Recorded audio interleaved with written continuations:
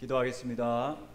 살아계신 하나님 아버지, 우리 찬양대의 아름다운 찬양과 같이 우리 삶의 항해길에서 방향 잃지 않게 하시고 우리 버리지 마시고 우리를 조명하여 주시옵소서. 성령 충만케 하여 주시옵소서. 담임 목사님, 우리 모든 사역자들 위해 또 모든 성도들 위해 하나님께서 신령한 복을 내려주시기를 간절히 바라옵고 예수 그리스도의 이름으로 기도하옵나이다. 아멘. 지난주에 성령의 충만에 대하여 우리가 함께 말씀을 나누었습니다. 존 스토트라고 하는 영국의 목사님은 에베소서 5장에 나오는 성령의 충만을 받으라 하는 이 말씀을 몇 가지로 설명을 하는데, 첫 번째, 성령을 충만히 받으라 하는 이 말씀은 명령형이다. 그래서 명령이기 때문에 우리에게 선택이 아니라 반드시 우리가 순종해야 되는 것이다 라고 이야기했습니다. 두 번째는 복수형이다. 복수형은 뭐냐면 어떤 특정한 사람만 성령 충만함 받는 게 아니고 우리 모든 그리스도인들이 성령의 충만함을 받아야 한다. 목사님들만, 사역자들만, 장로님들만이 아니라 모든 성도들이 성령의 충만함을 받아야 한다. 그 다음에 성령 충만함은 수동태다라고 했습니다. 우리의 뜻대로 충만함을 받는 것이 아니기 때문에 성령께서 주권적으로 역사하시기 때문에 성령의 능력을 전적으로 의지하고 무조건 맡겨야 하는데, 수동형이니까 가만히 있는 것이 아니라 예수님 말씀하셨잖아요. 누구든지 목마르거든 내게로 와서 뭐 하라고요? 마셔라 라고 했잖아요. 물이 아무리 많이 있어도 안 마시면 목마른 거죠. 물 마시는 일은 우리가 해야 되는 거예요. 그래서 사모하는 마음으로 성령께서 온전히 나에게 역사하시고 채우시도록. 그리고 네 번째는 현재형이다. 예를 들어 예수님께서 이 항아리에 물을 채우라라고 이제 갈릴리 가나에서 명령을 하셨죠. 그것은 과거형으로 되어 있어요. 한 번만 하면 된다 이거죠. 그런데 성령 충만을 받으라 하는 것은 헬라어 현재형입니다. 현재형은 계속해서 성령의 충만을 받아야 한다는 거죠. 지난주에 내가 성령 충만함 받았으니까, 내가 젊을 때 성령 충만함 받았으니까 이제는 그 힘으로 산다가 아니고, 오늘 이 시간 이 자리, 찬양대 찬양할 때, 찬양을 들을 때, 기도할 때, 주의 교회를 섬길 때 여러분 성령 충만함을 받으시기를 바랍니다. 비결은 간단합니다. 여러분들께서 내가 보이는 것과 내가 생각나는 어떤 것대로 하려고 자꾸 하지 말고 멈추어 서서 성령님 하고 부르시면 돼요. 성령님 지혜를 주세요 부르시면 돼요. 공부하는 우리 청년들과 학생들, 성령님 지혜의 근원이신데 저에게 성령님 충만하게 채워주세요. 성령님을 기억하기만 해도, 그 이름을 부르기만 해도 언제 어디서나 여러분은 성령으로 충만하게 될 줄 믿습니다. 갈라디아서의 말씀을 보면 이 갈라디아 사람들이 사도 바울에게 혼나고 있습니다. 왜 혼나냐면 그리스도의 복음을 믿음으로 구원을 받았고 믿음으로 성령을 받았는데 자꾸 다른 데 귀를 기울이는 거예요. 다른 것이 뭐냐 하면 할례를 받아야 되고 율법을 지켜야 되고 너희가 이런 일을 해야, 그래야 구원받을 수 있다. 자꾸 이런 말에 귀를 기울이는 거예요. 율법에 귀를 기울이는 거죠. 율법주의에 귀를 기울이는 거죠. 그러다 보니까 자기들이 뭔가 하려고 하는데 인간 안에서 선한 것이 안 나옵니다. 그래서 성령님은 밖에서, 위에서 우리에게 오셔야 돼요. 물도 밖에 있는 것을 마셔서 우리 안에 오는 것이고, 숨을 쉬는 것도 산소가 밖에 있는 것이 안에 들어와야 하는 것이고, 바람 같은 성령님도 위에서 우리 가운데 임하셔야 우리가 그때그때 바른 선택을 할 수 있어요. 여러분 문자하시고 전화하시죠? 그때도 기억하십시오. 성령님 저에게 지혜를 주십시오. 그렇게 할 때 여러분의 문자 하나가, 여러분의 전화 한 통화가 사람을 위로하고 살리는 그러한 은혜가 임할 줄 믿습니다. 그냥 가만히 있으면요, 우리도 모르게 세상 본성을 따라갑니다. 육신의 사람을 따라가요.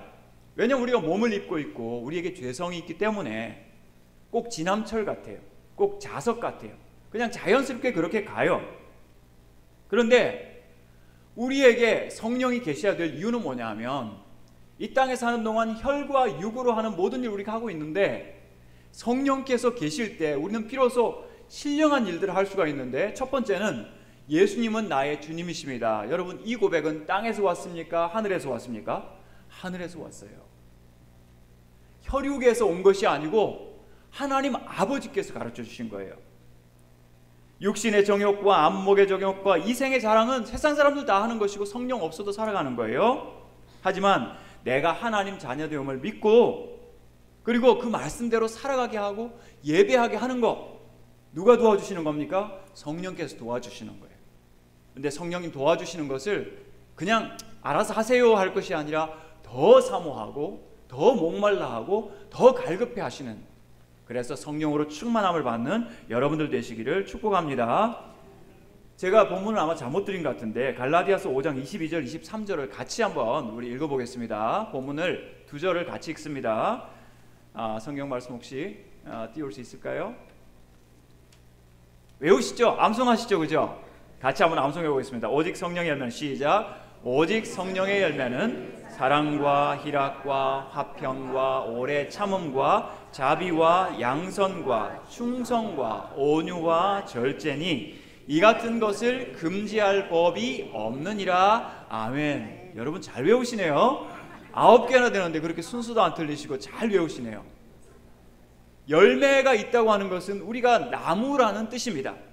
우리가 어떤 나무입니까? 제가 지난주에 말씀드렸죠. 우리 몸은 성령님이 거주하시는 거룩한 성전이다 라고 했죠. 세상 사람들과 여러분 달라요. 급이 달라요. 여러분의 가치가 달라요.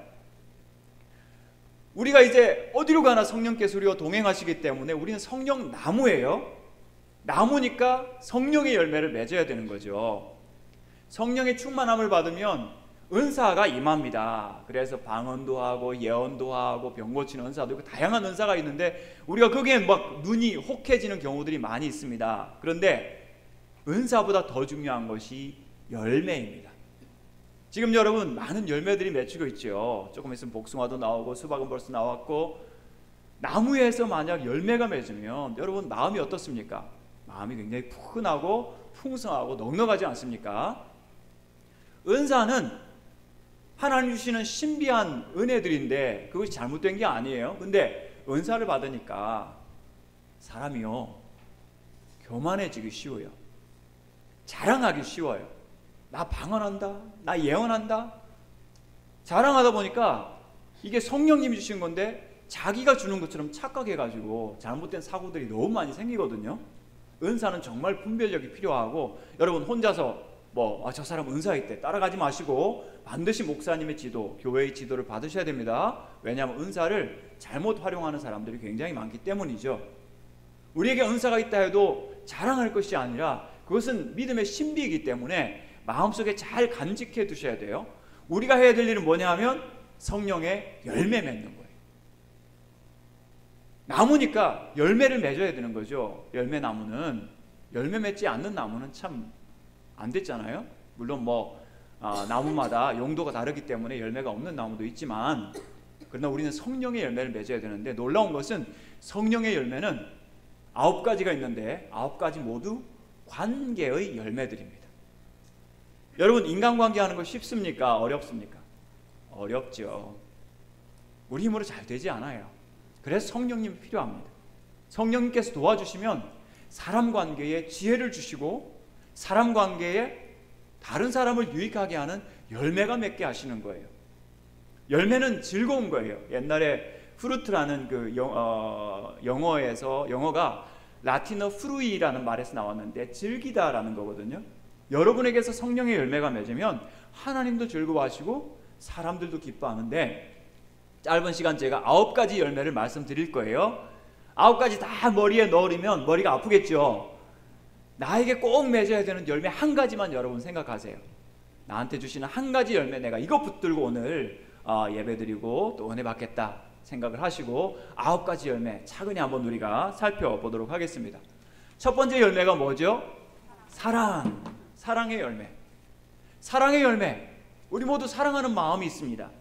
이 사랑의 열매를 우리가 맺으면서 살아가고 있는데, 근데 이 사랑의 열매가 자동적으로 저절로 맺힌다고 생각하시면 오산입니다.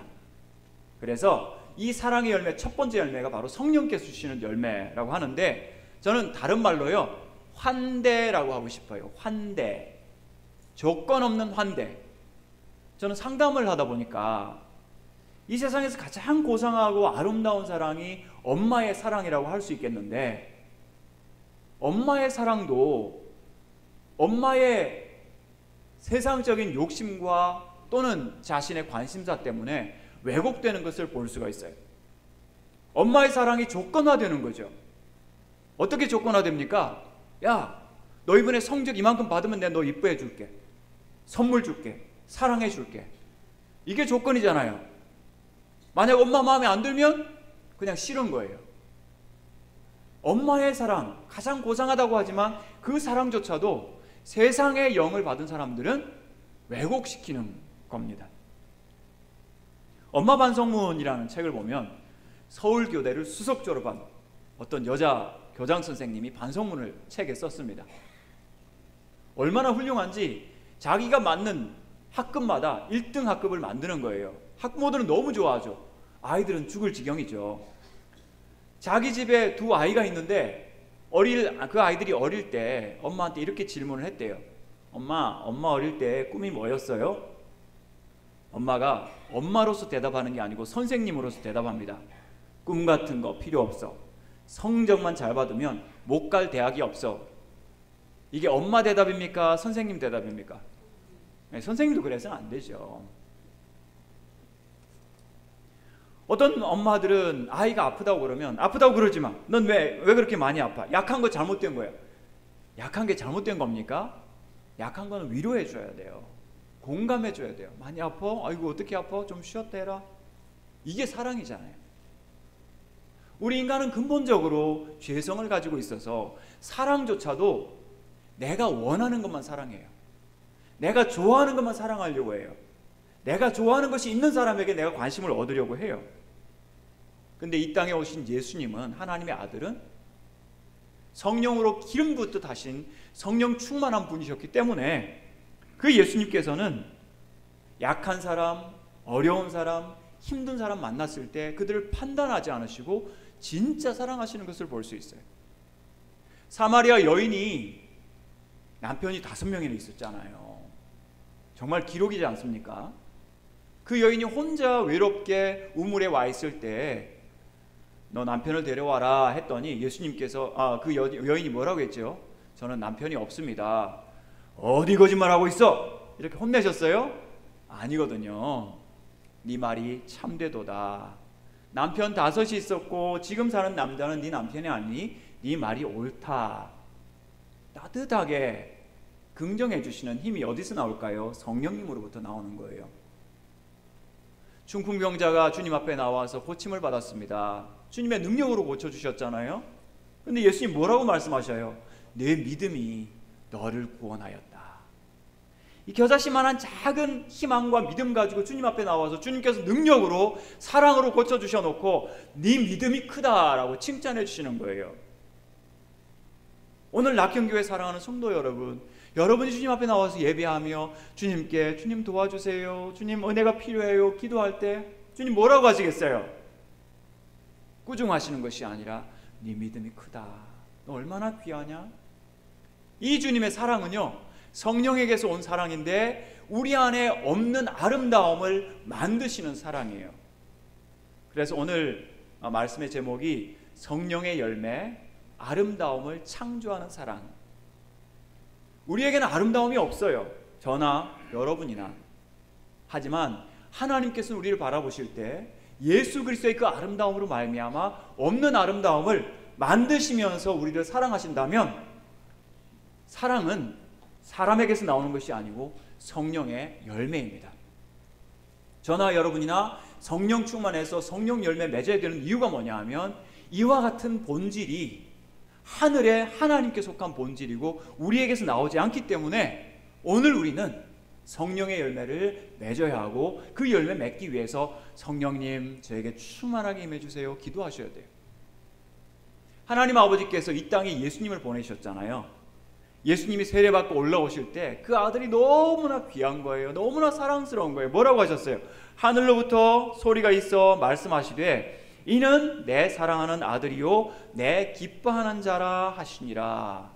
이것을 풀어서 설명하면 세 가지 문장으로, 첫 번째, 너는 나의 아들이야. 나는 너를 사랑해. 나는 네가 너무 좋아. 이게 하나님 아버지께서 그 아들에게 하시는 고백이거든요. 여기에 계신 낙현교회 아버지 여러분, 여러분 아드님과 따님들에게 이 고백을 하셨으면 좋겠어요. 너는 나의 딸이야. 나는 너를 사랑해. 나는 네가 너무 좋고 너무 자랑스러워.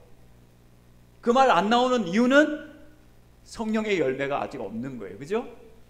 그 말이 자연스럽게 나온다는 것은 성령께서 여러분 안에 없는 아름다움을 만드셔서 창조하시는 하나님의 기질을 우리한테 주셨다는 거예요. 오늘 만약 여러분 집에 가셔서 아이고 그때 내가 너한테 잘못했던 건 미안하다, 성령님 주시는 마음입니다. 난 네가 너무 좋아. 난 너를 사랑해. 성령님이 주시는 거예요. 성령의 열매 맺는 거예요. 우리 친구도 마찬가지, 이웃도 마찬가지. 내가 좋아할 조건을 갖춘 사람을 좋아하는 것이 아니라 좋아할 조건을 만들면서 사랑하는 참된 사랑을 여러분들 하시기를 축복합니다. 그것이 사랑의 열매입니다. 우리 힘으로 사랑할 수 없기 때문에 성령의 열매인 거예요. 두 번째, 희락의 열매. 희락은 뭡니까? 자기환대라고 했습니다. 자기환대. 사도 바울이 진짜 기쁨의 사도, 즐거움의 사도라고 할 수 있는데, 왜냐하면 신약 성경에 한 400번, 500번 나오는 기쁨이란 말을 사도 바울이 혼자서 131번이나 사용하고 있어요. 40%나 사용하고 있는 거예요. 제가 숫자를 잘못 말씀드렸네요. 40%, 131. 한번 계산해 보십시오. 빌립보서 4장 4절에서 주 안에서 항상 기뻐하라. 내가 말하노니 기뻐하라. 여러분 기분 나빠 있는데 기뻐하십시오 하면 더 화나죠. 그죠? 그럼 어떻게 해야 될까요? 이 감정이라고 하는 것이 우리가 명령한다고 저절로 따라오는 게 아니에요. 인지가 바뀌어야 돼요. 생각이 바뀌셔야 마음의 기쁨이 도착을 합니다. 여러분 누구 밭에서 일을 하다가 그 밭에서 어마어마한 보물을 발견합니다. 그 보물을 가져가면 도둑질하는 거죠. 근데 그 보물을 덮어두었다가 집에 가서 집 팔고 냉장고 팔고 차 팔아와서 그 밭을 샀어요. 그 보석이 전부 내 것이 되었어요. 마음에 뭐가 생기죠? 기쁨이 생기잖아요. 여러분 우리가 아무 가치 없는 우리가 영원한 영광스러운 천국의 상속자가 되었습니다. 할렐루야. 예수님을 믿는 덕분에요. 오늘 저녁에 만약 죽는다면 이거 횡재인 거예요. 천국을 우리가 상속하는 거예요. 영광스러운 재산을 상속하는 거예요. 만약 우리가 예수님 믿고 이렇게 운명이 변화되었다는 것을 여러분이 인지하시고 그것을 성령으로 말미암아 깊이 묵상하시고 확신하신다면 우리 마음에 어떤 어려움과 고난이 있어도 그것을 이겨낼 기쁨 주실 줄 믿습니다. 낙현교회 무슨 뜻입니까? 저도 오늘 새삼 알게 되었는데 조이 힐이네요. 기쁨의 언덕. 여러분 아셨습니까? 아시고 다니셨습니까? 이곳에 다니는 여러분에게 성령의 기쁨이 충만하시기를 바랍니다. 성령께서 역사하셔서 이 교회로 올 때마다 이 기쁨의 언덕, 영생을 소망하는 기쁨의 언덕. 그래서 고린도전서 2장 10절을 보시면 우리가 세상의 영을 받지 아니하고 하나님께로부터 온 영을 받았으니 이는 우리가 하나님께서 주신 그 은혜들을, 그 신령한 것들을 알게 하고 깨닫게 하려 함이라 라고 말씀을 하고 있습니다. 여러분 성령께서 우리 가운데 역사하시는 것은 뭐냐 하면 눈을 뜨게 하시는 거예요.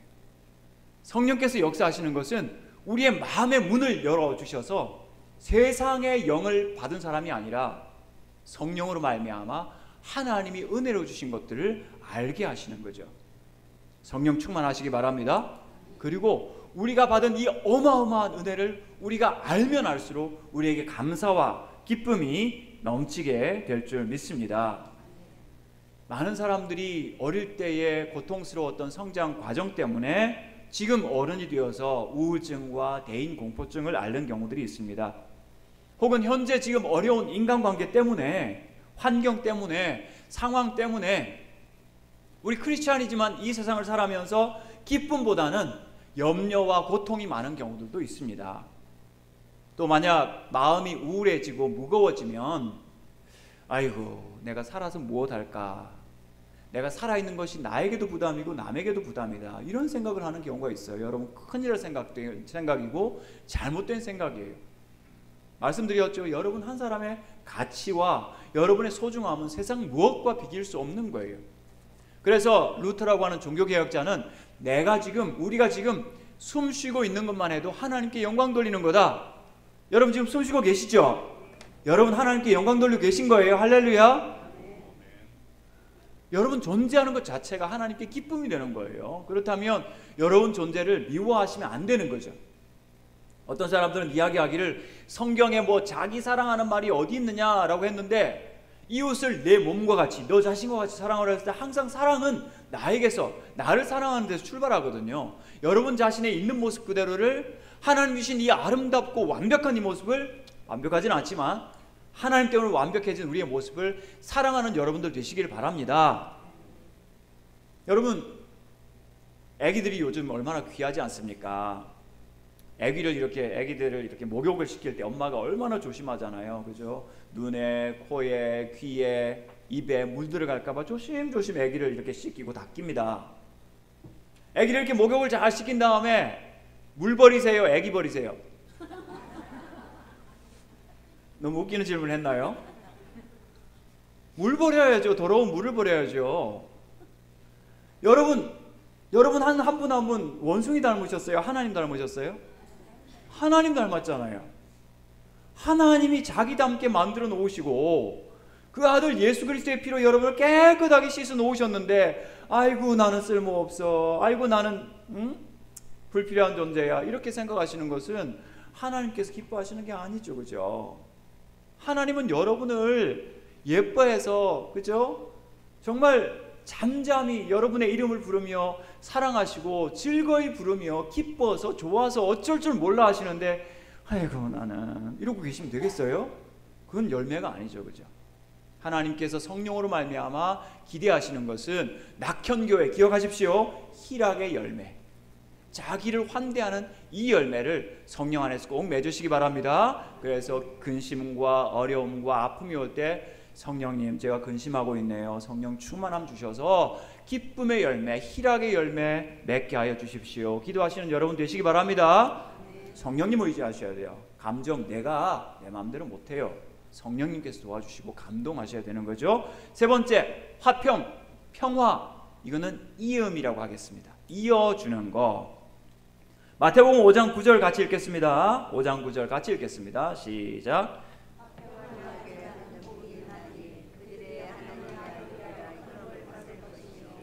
화평하게 하는 자는 복이 있나니 그들이 하나님의 아들이라 일컬음을 받을 것이다. 화평하게 하는 자, 화평을 사랑하고 바라고 기뻐하는 자. 근데 우리의 본성을 보면요, 누가 화평하게 잘 지낸다는 말보다는 저 둘이 관계가 안 좋대, 싸우려고 한대, 여기에 귀가 솔깃하거든요. 이게 우리의 본성이에요. 나는 잘 지내도 남은 잘 지내기를 바라지 않는 우리의 마음이거든요. 이것은 세상이 주는 세상의 마음이고 세상의 영이 지배하는 마음이에요. 성령이 기뻐하시는 마음은, 나의 본성은 별로 관심 없는 일이지만 화평하기를 바라는 마음이죠. 유대인과 헬라인이 원수였고 유대인과 하마스가 원수고 러시아 우크라이나가 원수고 만나면 싸우고 죽입니다. 하나님과 인간이 원수였습니다. 예수님께서 이 땅에 오셔서 그는 우리의 화평이 되셔서 둘로 하나를 만드사 원수된 것, 그 중간에 막힌 울타리, 담을 허셨다. 자기 육체로 허셨다. 하나님과 원수된 중간에 담이 있는데 자신의 생명으로 그 담을 허시고, 자신이 손해와 고통을 겪더라도, 십자가를 겪더라도 하나님과 이들을 만나게 해줘야겠다.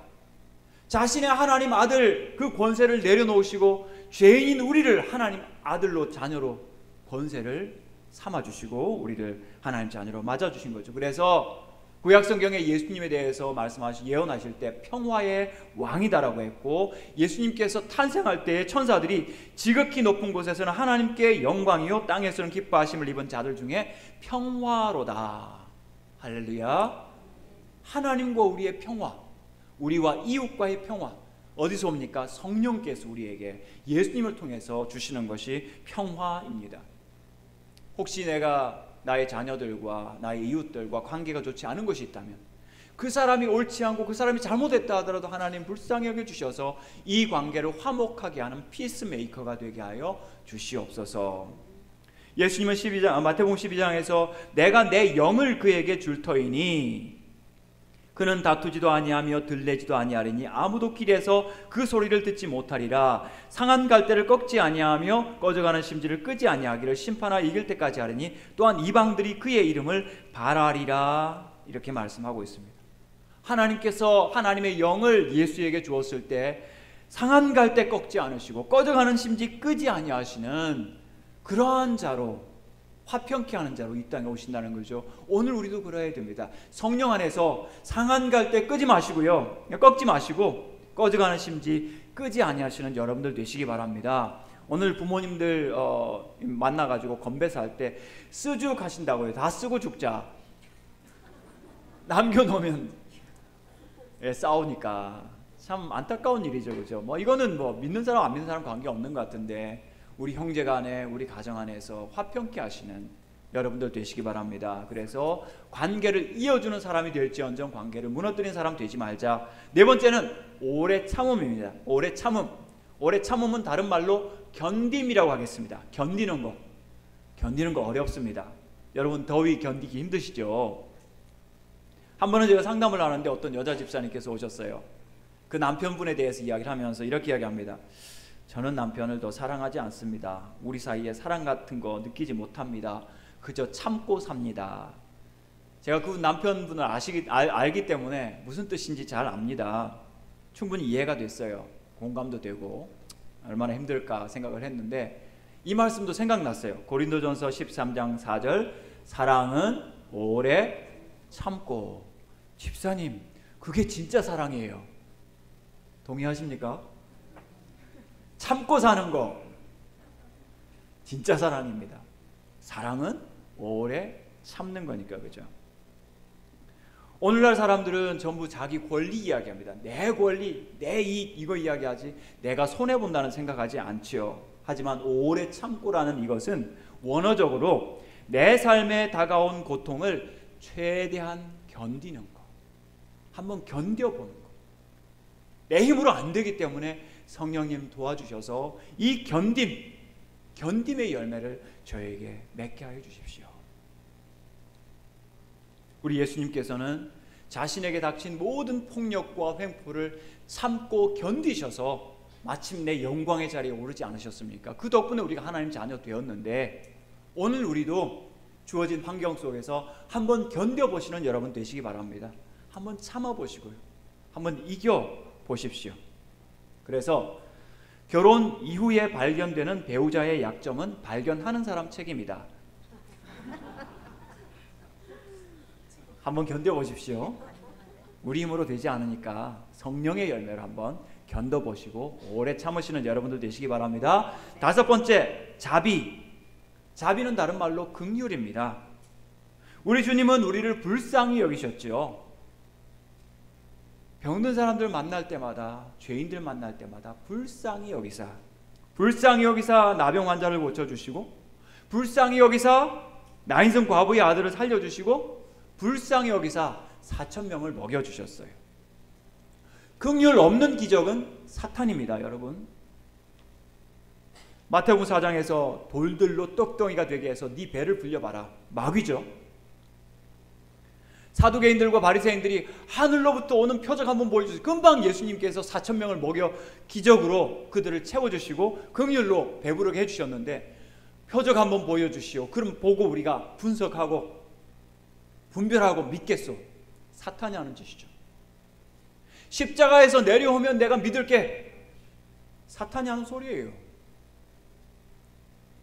어떤 사람들은 로또가 성경에 나온대요. 아브라함의 조카 로또 사로잡고. 로또 믿지 마세요. 긍휼 없는 기적은 마귀가 주는 것이고요. 여러분이 노력하지 않은 공짜 돈은요, 여러분 영혼과 가족을 망가뜨립니다. 마귀가 하는 짓이기 때문이죠. 오늘 우리는 주님의 이 긍휼, 자비를 힘입어야 합니다. 그 자비를 실천해야 되는 거죠. 주님께서 마태복음 25장에서 심판하실 때도 이에 임금이 대답하여 이르되 내가 진실로 너에게 이르노니 이 지극히 작은 자 하나에게 하지 아니한 것이 곧 내게 하지 아니한 것이라. 주님께서 우리를 자비롭게 대하시기 때문에 여러분도 누구든지 자비롭게 여기시기를 바랍니다. 긍휼히 여기시기 바랍니다.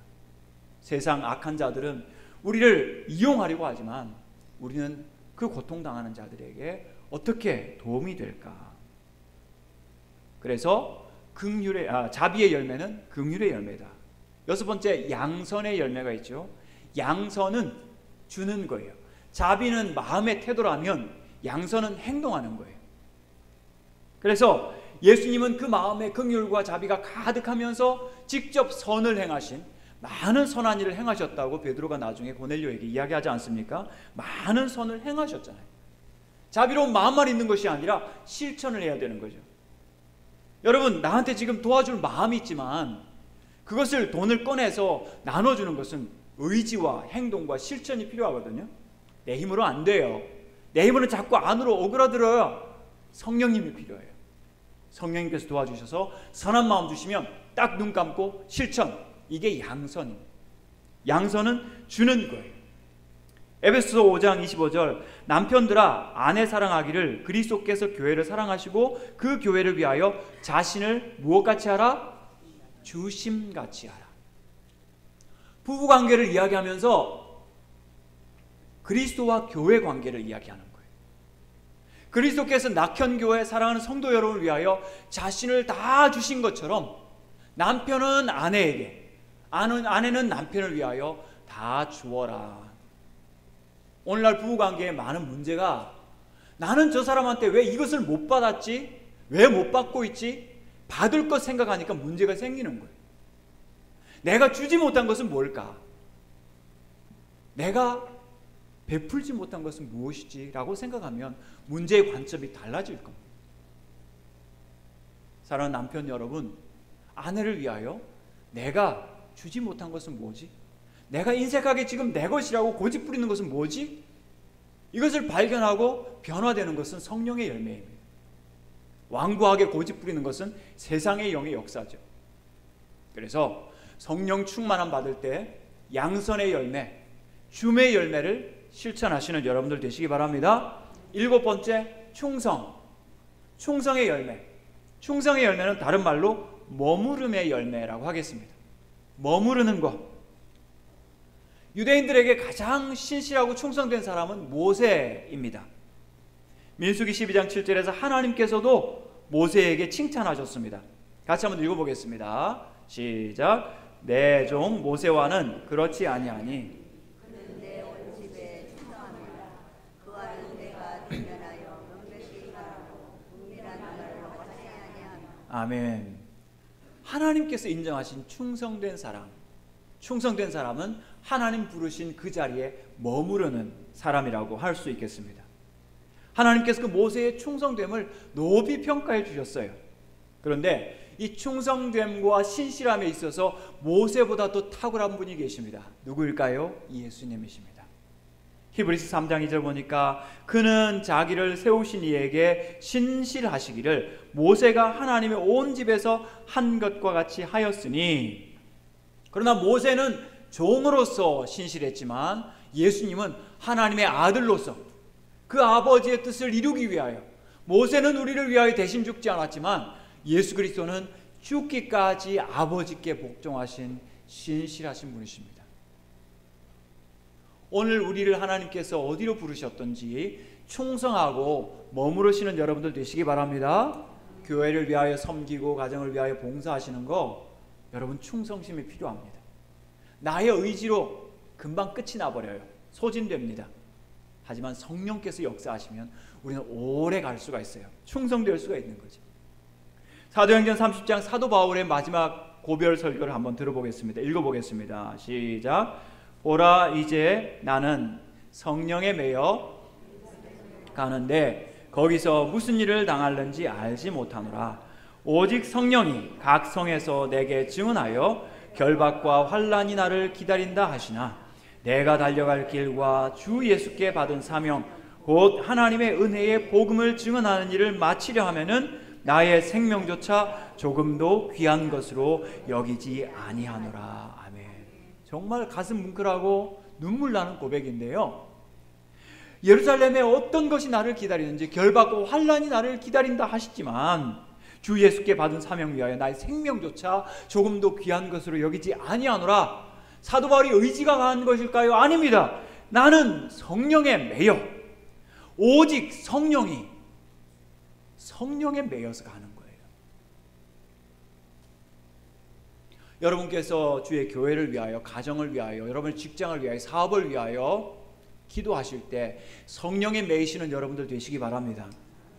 나의 의지와 정말 사기충천한 나의 어떤 의기가 아니고 성령에 매여서 성령에 충만하게 되어서 성령께서 이끄시는 대로 가야 거기에 충성의 열매가 맺히게 되는 거예요. 때로 나에게 손실과 어려움이 있어도 그것을 감당할 수 있는 힘은 성령께서 주십니다. 여러분은 성령 나무들입니다. 성령의 열매 맺으셔야 돼요. 충성의 열매 맺으시는 여러분들 되시기 바랍니다. 떠나지 마시고 머무르시기 바랍니다. 8번째, 이제 끝나갑니다. 다 끝나갑니다. 온유의 열매. 온유는 낮춤이라고 하겠습니다. 나 자신을 낮추는 것. 성령의 열매들은요, 내가 성품이 부드럽고 온유하고 유순하다, 이 온유가 아니에요.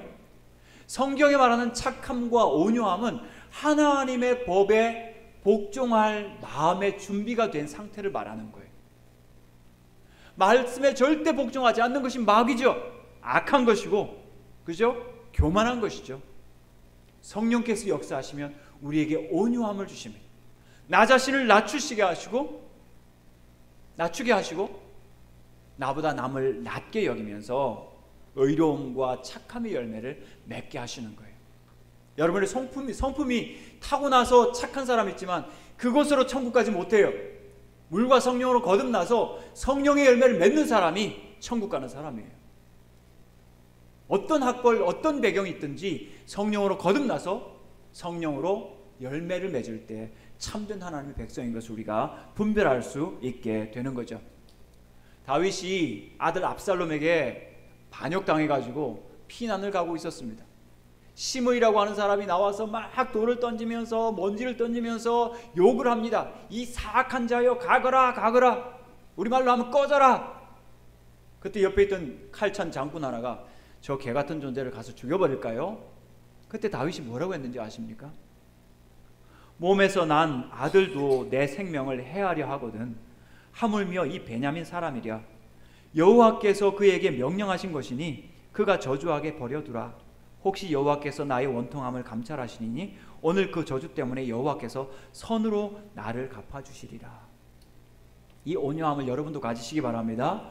온유함의 완성은 예수님이십니다. 나는 마음이 온유하고 겸손하니 나의 멍에를 메고 내게 배우라. 그리하면 너희 마음이 쉼을 얻으리니. 주님 안에 쉼이 있습니다.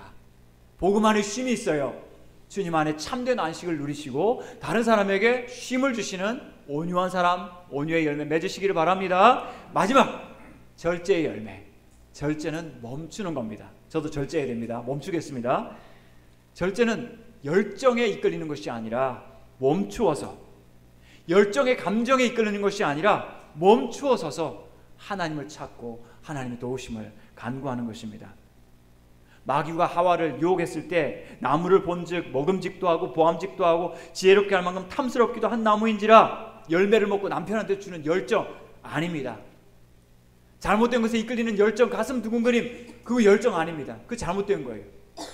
하나님 안에서 멈추셔야 합니다. 아무리 좋은 것도 과하면 해가 되기 때문에 저도 여기서 멈추도록 하겠습니다. 절제의 열매.